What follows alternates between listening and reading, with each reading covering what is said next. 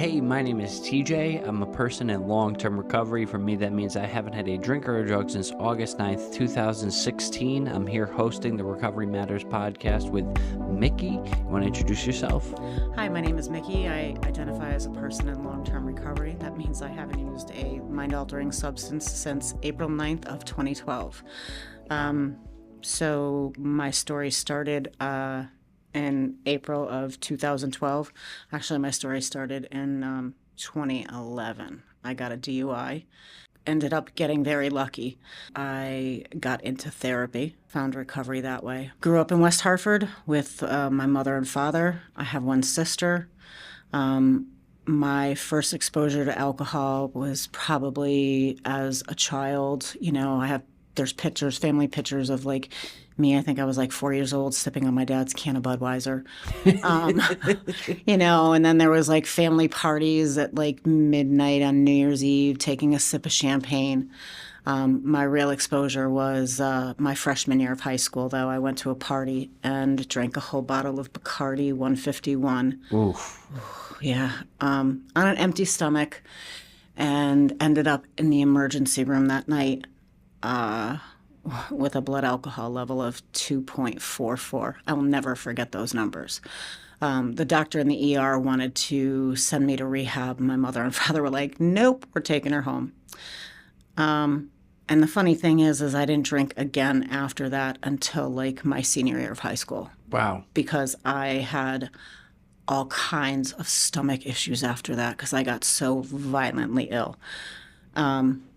So I turned to drugs. I started smoking weed on a regular when I was 15. Became like a daily smoker when I was probably like 16, 17 years old. My senior year of high school, I had a car accident. I got my first prescription for Percocets. Okay. And I fell in love. That feeling, that euphoria, it made me forget. It made me feel like I had never felt before. And it made me fit in, which was something I never did. Yep. So from the time I was 17 until the time I was 40, which is when I got clean and sober, I always had a legally obtained prescription for a narcotic substance. I learned how to manipulate the medical system. Yep. Really well. Got out of high school, and I drank like my friends drank, so I didn't see it as a problem. It was progressive. You were mixing the alcohol and the medications and all that? I was, definitely. And, I liked the feeling. I used to get high before I would drink because it would give me a baseline. So I didn't have to drink as much, so I could stay out later and literally not have to drink as much. Because I was a blackout drinker from day one. Yep. Like day one. That night I ended up in the emergency room, I was blacked out on someone's bathroom floor. Yep. And I have no memory of it. So, I like to smoke and get that baseline before I would start drinking, so I wouldn't have to drink as much. And, it was just, and then the pills would be when I'd get home, it would help me kind of level out and like fall asleep. Yep. So, I did that for years. It was fun until it wasn't. There was definitely times in my 20s where I had moments of clarity that maybe I had a drinking problem. There were some people in my life who were like, maybe you have a problem. And I was just like, maybe you need to shut the fuck up, basically. Those people, I kind of phased them out of my life because I wanted to keep doing what I was doing. Because like I said, it was fun until it wasn't fun. My drinking and my drug use cost me a job. Okay. What happened? So I was living in South Carolina. I was working in a hospital system. I was also working part-time in a restaurant, and we got popped. They did a random drug screening on everybody who worked on a nursing unit. Oh, okay. And I tested positive for THC. Yep. And apparently my levels were like off the chart because I was an everyday smoker, you know? So I got suspended from work, and then after 30 days, I got suspended for 2 weeks. They allowed me to retest, and my levels had come down, but they were still high, so I got fired. They sent me in that 2-week time, they sent me to the EAP counselor, and the counselor was like, do you see a problem with this? And I was like, no, I don't. I was like, you got nurses who are blowing fucking lines after work, but in the locker room. I'm like, I like to smoke a joint or two after work. I don't see a problem with this. Yep. I show up every day. I do my job. I do it well. Like, what's the problem? So, you know, I just went back to the restaurant business full time and kept doing what I was doing. There's a lot of trauma in my story. There was a lot of abuse in my childhood. Growing up, my mother was a very sick woman. My father was a tradesman, and he would work wherever there was work. And my mom, like I said, was a very sick woman. So, you know, she abused my sister and I. And so growing up was kind of hard. And food was actually my first addiction. Okay. I learned how to self-soothe and self-regulate by eating as a child. By the time I was 10 years old, I weighed 250 pounds. Wow. So, you know, it worked for me as a child because I didn't know any other coping skills, because mom was a little neglectful because she was so wrapped up in her own shit, that it worked for me. But, you know, kids can be really cruel. And I got picked on tremendously by like the older kids in my school and in my neighborhood for being so heavy. So I was very much an introverted kid. I liked to read, and wasn't really sociable. So by the time I hit high school, I longed to have a bigger social network. And then that whole drinking incident my freshman year just made my social life pure hell because everybody knew about it. And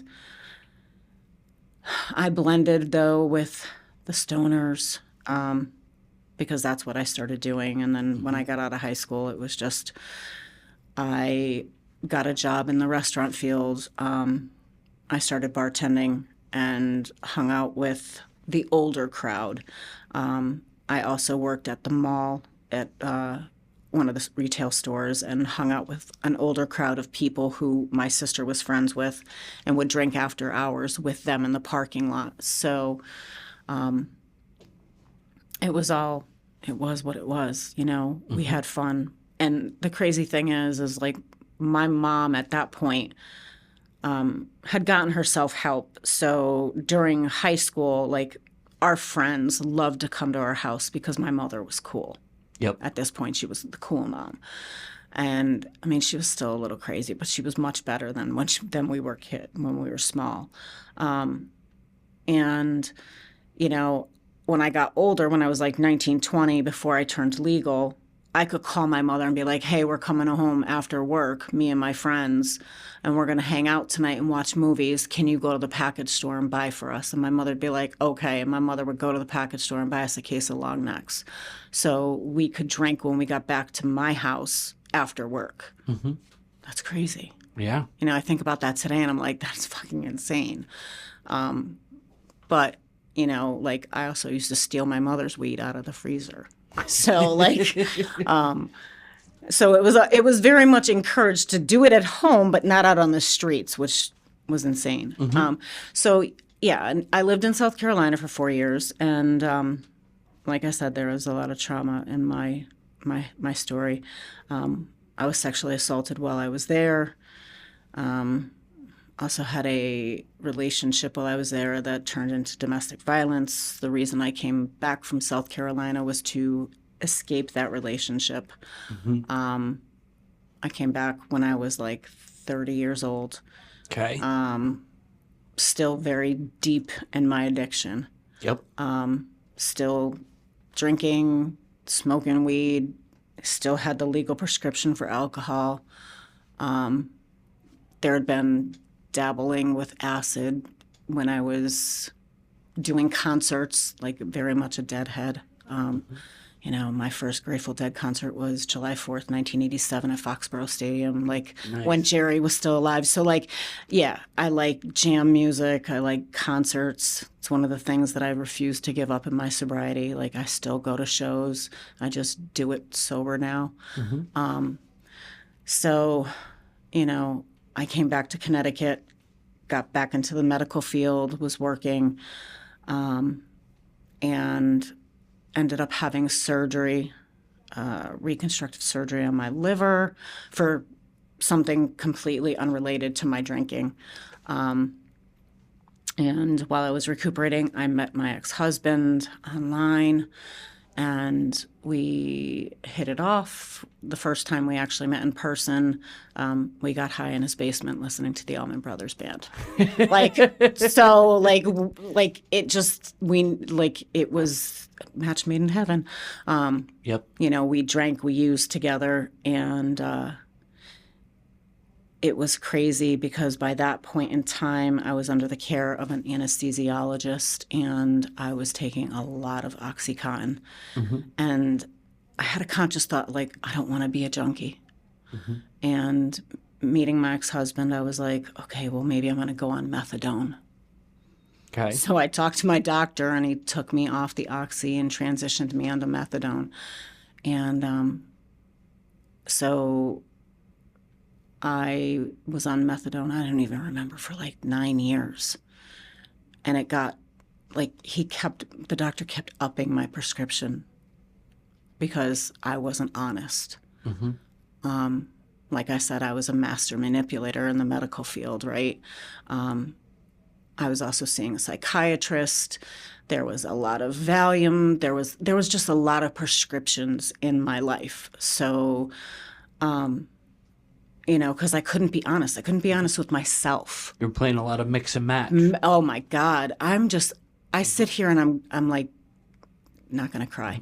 I'm not going to cry. But I'm grateful to be alive. Yeah. Because, like, I didn't know back then that mixing alcohol and benzos could kill you. I also didn't know that, like, methadone and benzos can slow down your respiratory rate and kill you. Yeah. Like, and all the shit that I was doing, like, I should be dead. Not to mention drinking and driving. Like, I'm lucky I didn't kill anyone else. I think that's like one of the big overlooked pieces as a person struggling with addiction, right? Is that like a lot of people like will look at him and be like, oh, he's a heroin addict, or it's like, you know, listen, I don't discriminate when it comes to drugs. Like what I'm really trying to do is mix up the cocktail. Right. You're trying to look for the perfect high, right? Right. Like chasing that fucking dragon, man, grabbing anything I could to escape that pain. Yep. You know, and that's exactly what it was. It was that pain.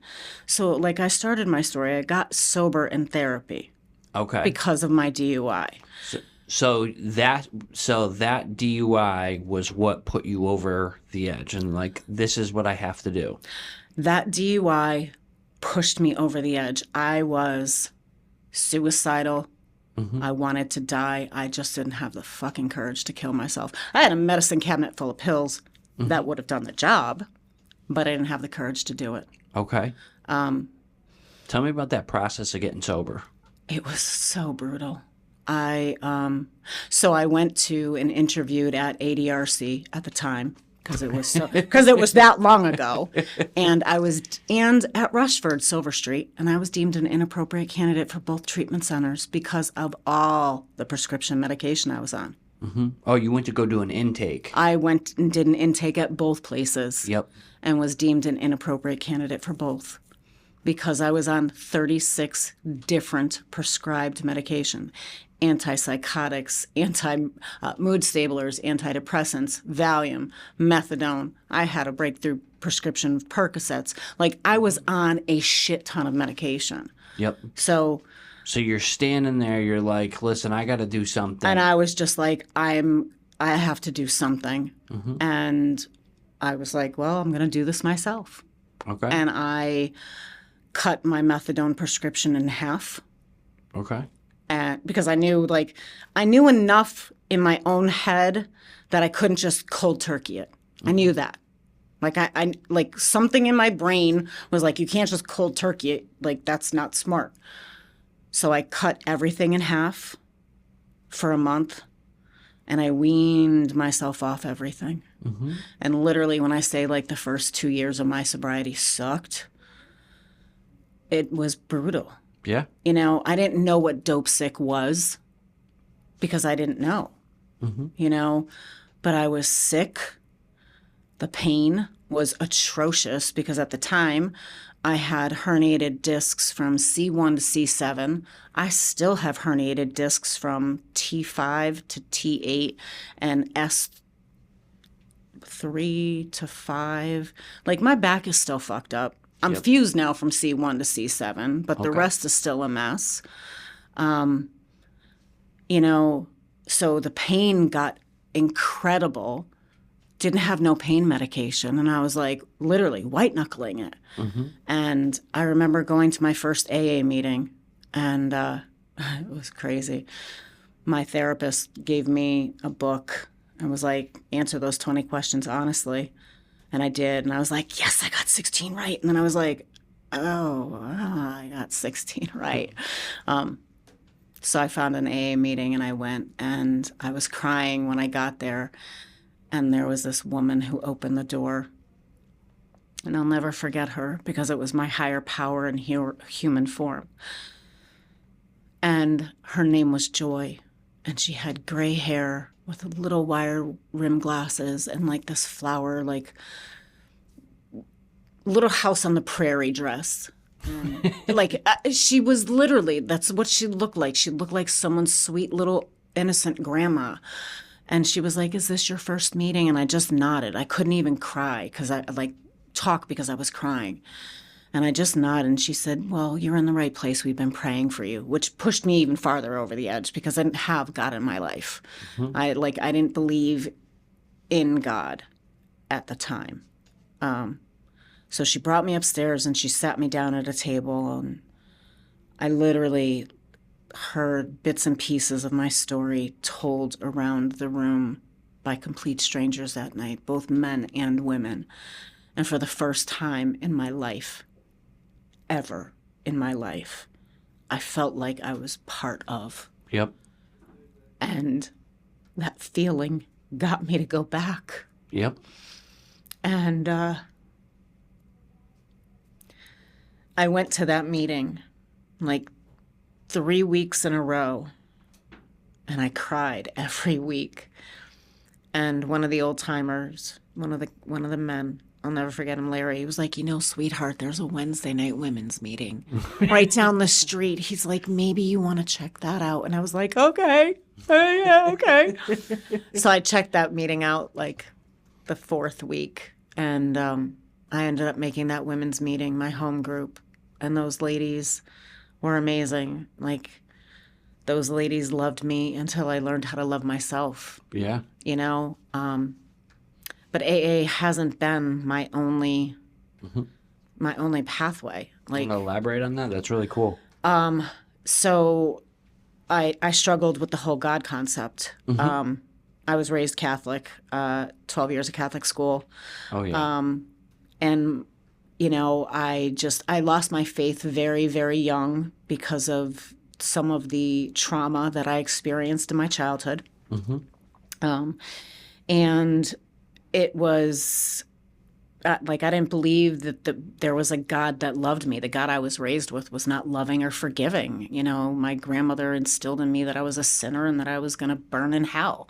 So, like, how could this God love and forgive me for all of these years of drinking and drugging and all the shit that I did?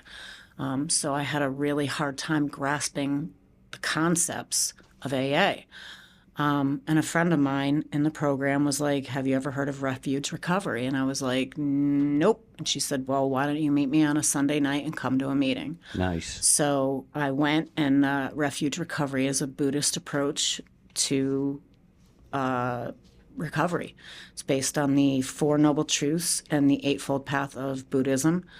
And you do a meditation and you read from their book, and they have 3 different inventories, which are just as in depth as a 4-step in AA, if not more so. I mean, pages of inventory. And, you know, if you're involved with your Sangha, which is your community in Buddhism, which is the fellowship of AA, you have that community of people. You get a mentor or a sponsor. So it's very, very comparable. And it was in doing refuge and learning about myself that way that I realized that, like, I wasn't a bad person, that I had made bad decisions. You know, also I do a lot of holistic things like love yoga, love meditation, working with crystals, essential oils. I think the biggest game changer for me was I went out to Arizona in 2019. I was thinking about going back to school. And while I was there, I drove 3.5 hours into the mountains, and I went to the petrified forest and painted desert, and I spent the afternoon there. And it was the most spiritual experience I've ever had. Just incredible vistas and looking at things that are tens of thousands of years old that the earth created, right? And looking at this all and thinking, like, something much greater than myself created this. And there was one point that, like, the number 3 was very significant. Like, I saw 3 butterflies.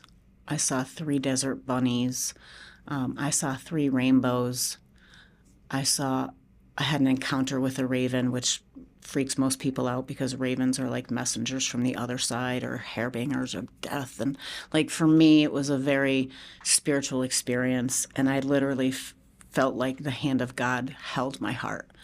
It's awesome. And so for me, it was a very, very spiritual experience. And coming back, like, driving out of the desert, like, the clouds, like, I have a picture of the clouds, 2 eyes and a mouth, like, the sunbeams coming out. Like, I know I've showed you that picture, and you were like, you know, so, like, for me, it was just very spiritual, and it gave me the opportunity to connect with my higher power. So, you know, I found my faith.